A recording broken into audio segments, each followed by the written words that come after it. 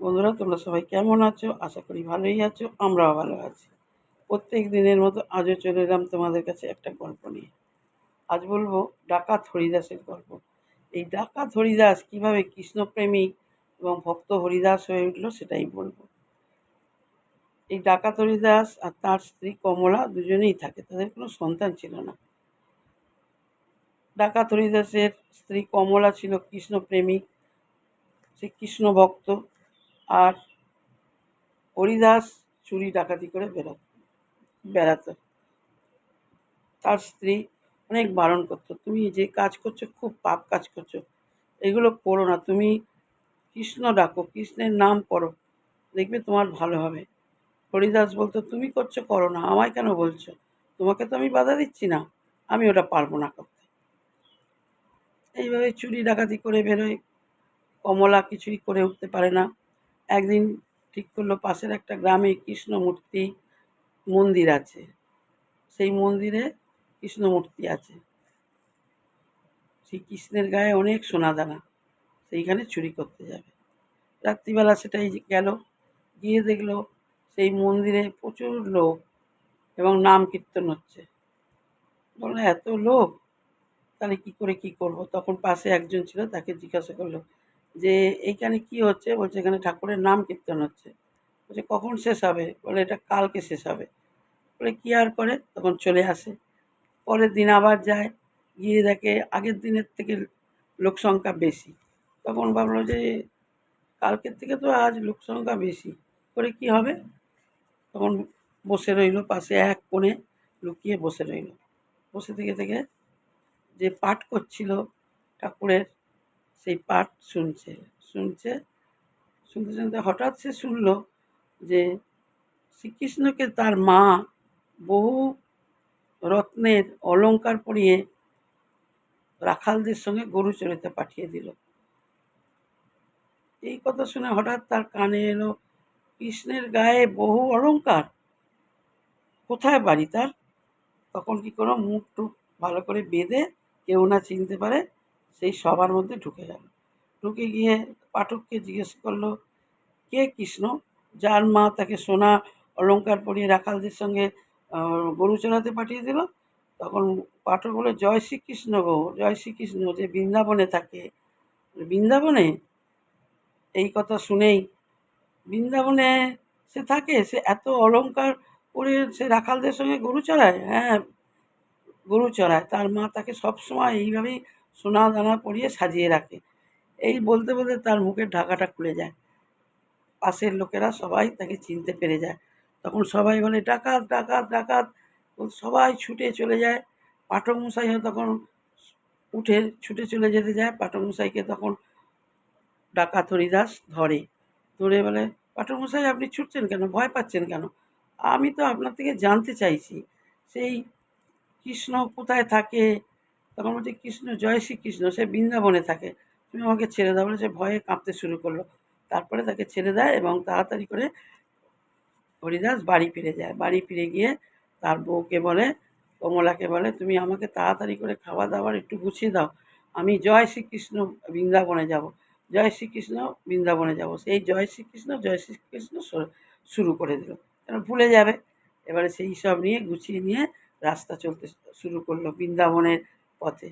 আর সারা রাস্তা ওই জয় শ্রীকৃষ্ণ বলতে বলতেই যাচ্ছে, নয়তো ভুলে যাবে। এরম বলতে বলতে সবাইকে জিজ্ঞেস করছে, বৃন্দাবন কত দূরে গো?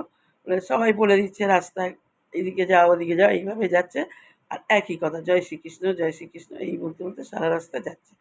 হঠাৎ জল তেষ্টা পেয়েছে, তার কাছে জল নেই। কি আর করে, একটা গাছের তলায় বসে পড়েছে, কিন্তু জল কোথাও পাচ্ছে না। গাছের তলায় ক্লান্ত হয়ে বসে পড়েছে। তারপরে হঠাৎ বসে আছে একটা বাচ্চা ছেলে, সুন্দর একটা ছেলে, এসে জিজ্ঞাসা করছে, তুমি কে গো? তখন বলছে, আমি হরিদাস। যে তুমি এখানে বসে আছো কেন? বলছে, আমার খুব জল তেষ্টা পেয়েছে, আমি ক্লান্ত হয়ে গেছি, আমার কাছে জল নেই, জল শেষ হয়ে গেছে, তাই বসে আছি, এখানে কোথাও জল আছে বলতে পারো? তখন বাচ্চাটা তার ঝোলা থেকে বার করে ঘোল দিল। বলে, নাও, জল তো কোথাও নেই, তুমি এই ঘোলটা খাও। বলতে তখন হরিদাস সেই ঘোলটা খেলো। বলে, বাহ, কি সুন্দর ঘোল গো, এরকম ঘোল তো আমি কোনোদিন খাইনি, এত সুন্দর ঘোল। এ ঘোলের কি স্বাদ! বলে ঠিক আছে, তোমার শান্তি হয়েছে তো? বলছে হ্যাঁ। আর ওই জয় শ্রীকৃষ্ণ জয় শ্রীকৃষ্ণ বলে তুমি কী বলছো? বলে জয় শ্রীকৃষ্ণ গো, জয় শ্রীকৃষ্ণ, আমি তো তার কাছেই যাচ্ছি বৃন্দাবনে। বলে ও তুমি বৃন্দাবনে যাচ্ছ, ঠিক আছে যাও। বলছে তুমি আমাকে তো ঘোল খাওয়ালে, আমার কাছে তো পয়সা নেই, আমি কোথা থেকে দেবো? বলছি পয়সা নেই? বলে না। বলে দেখো, আমি তো বৃন্দাবনে যাচ্ছি, জয় শ্রীকৃষ্ণের গা থেকে গয়না চুরি করব। সেইখান থেকে আসার সময় আমি তোমাকে একটা গয়না দিয়ে যাব। তো ভীষণ বোকা সাদাসিধে সেই বাচ্চা ছেলেকে বলল। বলল ঠিক আছে তাই দেবে। তখন বলল তাহলে বৃন্দাবন কোন দিকে গো? বলছে এই তো এইদিকে যাও সোজা, ওই তো একটুখানি গেলেই একটা নদী পেরোবে, ওই নদী পার হয়ে গেলেই বৃন্দাবন পেয়ে যাবে। ওই নদীর ধারে গেল, গিয়ে দেখলো একটা বাচ্চা ছেলে নৌকার ওপরে বসে আছে। তারপরে হরিদাস বলছে কে গো তুমি? বলছে আমি মাঝি গো, আমি ওপারে যাব, তুমি যাবে নাকি? বলছে হ্যাঁ আমি যাবো। বলে তুমি তো এত বাচ্চা ছেলে, তুমি যাবে কি করে? বলে আমি তো যাই, আমি তো মাঝি, আমি তো ওপারে নিয়ে যাই সবাইকে, চলো চলো। তখন বলছে ঠিক আছে যাবো, কিন্তু আমার কোথায় যাবে? বলে আমি তো বৃন্দাবনে যাব। বলছে ওই তো ওই পারেই বৃন্দাবন। বলছে তুমি আমার থেকে পয়সা নেবে? বলছে হ্যাঁ পয়সা তো দিতেই হবে। বলে আমার কাছে তো পয়সা নেই, আমি তাহলে কী করবো? তাহলে এক করবে, তুমি ওখানে অপেক্ষা করবে, আমি তো জয় শ্রীকৃষ্ণের গয়না চুরি করতে যাচ্ছি, ওই থেকে তোমাকে একটা গয়না দিয়ে দেবো। বলছে ঠিক আছে তাই হবে চলো। মানে বৃন্দাবন ও নদী পার করে দিয়ে দিল। এবারে গেল হরিদাস।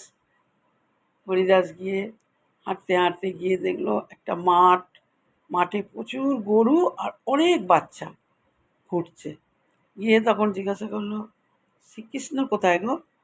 আর জয় শ্রীকৃষ্ণ জয় শ্রীকৃষ্ণ তো বলেই যাচ্ছে। জয় শ্রীকৃষ্ণ কোথায় গো? বলছে ওই তো সুবল ওকে আনতে গেছে, মা যশোদা ওকে সাজিয়ে টাজিয়ে দিচ্ছে, তাই সুবল আনতে গেছে। বলছে ও ওকে কানাইকে আনতে গেছে। বলে কানাই না কানাই না, কৃষ্ণ।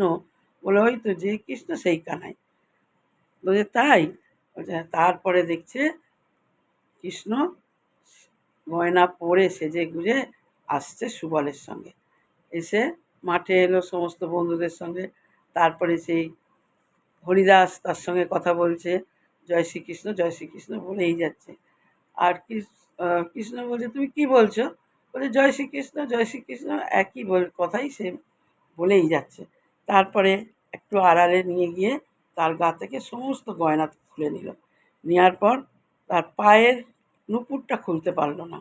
তখন বলছে যে তোমার পায়ের তুমি আমার পায়ের নুপুরটা খুলতে পারছো না? কৃষ্ণ নিজেই ভক্তকে সমস্ত গয়না খোলার খুলে দিতে সাহায্য করলো। সে খুলে নিল। আর নুপুরটা তুমি খুলতে পারছো না? বলছে না, আমি তোমার নুপুরটা খুলতে পারছি না, কিন্তু তোমাকে আমি বাড়ি নিয়ে যাব, চলো বাড়িতে নিয়ে গিয়ে তোমার পা থেকে নুপুরটা আমি কেটে নেবো। বলে কৃষ্ণকে কাঁধে বসিয়ে নিয়ে চলে আসছে। আর সারা রাস্তায় জয় শ্রীকৃষ্ণ বলতে বলতে যাচ্ছে। ভগবান শ্রীকৃষ্ণের তো খুব আনন্দ, ভক্তকে পেয়ে গেছে এবং ভক্তকে সে নিজেই দেখা দিয়েছে। তারপরে যথাসময় বাড়িতে এসে পৌঁছালো। আসার সঙ্গে সঙ্গেই তার বউয়ের হাতে বা কমলার হাতে গয়নার পুঁটলিটা দিয়ে দিল। কমলা বলে এটা কী? মানে দেখো দেখো কত গয়না, শ্রীকৃষ্ণের গা থেকে সব গয়না নিয়ে এসেছি। আর তখন বলছে যে তুমি নিয়ে এসেছো, এ কী পাপ কাজ করেছো? তুমি তো দেখলাম যে তোমার মুখ থেকে শ্রীকৃষ্ণের নাম, আমি তো মনে শান্তি পেলাম, তুমি আবার তার থেকেও পাপ কাজ করে ফেললে, কী হবে? বলে পায়ের ওপর আছাড় খেয়ে পড়লো। হঠাৎ পায়ের ওপর আছাড় খেয়ে পড়ার পরেই কমলা যেন মনে হলো তার সামনে কৃষ্ণ পুরো তার ভেসে উঠছে, কৃষ্ণমূর্তি ভেসে উঠেছে। হরিদাসের কাঁধে আছে, কিন্তু তখন সে অন্তর্ধান হয়ে আছে, কিন্তু দেখা যাচ্ছে না। তখন মাথাটা যখন নিচু করেছে কৃষ্ণের পায়ে, এই হরিদাসের পায়ে যখন, তখনই কৃষ্ণ তার চোখের সামনে ভেসে উঠেছে। হঠাৎ মুখটা তুলেই দেখলো যে হরিদাসের কাঁধে কৃষ্ণ। তখন হাত জোর করে হে কৃষ্ণ, তুমি দেখা দিয়েছ, তুমি আজ আমার স্বামীকে তুমি দেখা দিলে, আমি ভাবতেই পারিনি তুমি আমার স্বামীকে দেখা দেবে। আর তখন একবার তার আসনের যে কৃষ্ণ আছে তার দিকে তাকাচ্ছে, আর হরিদাসের কাঁধের উপর যে কৃষ্ণ আছে তার দিকে তাকাচ্ছে। তখন দেখছে এই তো একই। তখন বলল আমার কৃষ্ণ একই, আমি কৃষ্ণকে দেখা পেয়েছি। হরিদাস বলল হ্যাঁ আমিও পেয়েছি কৃষ্ণকে, আমি নূপুরটা কাটতে পারিনি, তাই তো আমি নূপুর নিয়ে চলে এসেছি, নূপুরটা কেটে নেব। তখন কৃষ্ণ বললে, নাও এবার তুমি আমার পায়ের নূপুরটা কেটে নাও। তখন ভক্ত হরিদাস বলল যে, না ঠাকুর, আর আমি তোমার নূপুর নেব না। আমি তো তোমায় চিনতে পেরেছি, তুমি হচ্ছ জয় শ্রীকৃষ্ণ, যাকে বলছিলাম, সেই ভগবান শ্রীকৃষ্ণ। আজ আমি তোমাকে পেয়ে গেছি, আমি আর তোমার নূপুর চাই না, কি তোমার থেকে আমি আর কিচ্ছু চাই না, আমি তোমাকে পেয়ে গেছি। এই বলে ডাকাত হরিদাস, ভক্ত হরিদাস কৃষ্ণপ্রেমিক হয়ে উঠল। কেমন লাগলো তোমাদের কমেন্টের মাধ্যমে জানিও, তাহলে আমার খুব ভালো লাগবে। আবার আসবো পরের দিন অন্য একটা গল্প নিয়ে।